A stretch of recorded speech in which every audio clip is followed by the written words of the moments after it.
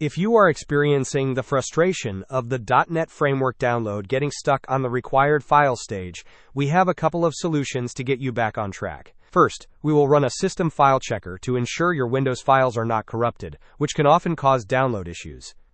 To do this, open your Windows search bar and type Command Prompt. Right-click on Command Prompt and select Run as Administrator. In the Administrator Command Prompt window, type sfc/scannow and press Enter. Allow the scan to complete.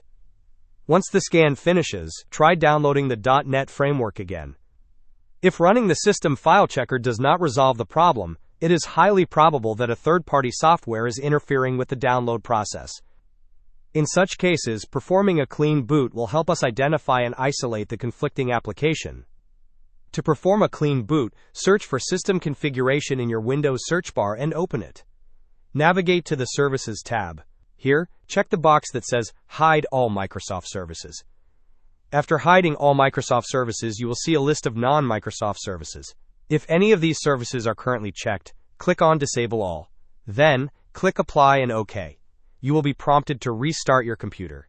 After your computer restarts, attempt to download the .NET Framework again.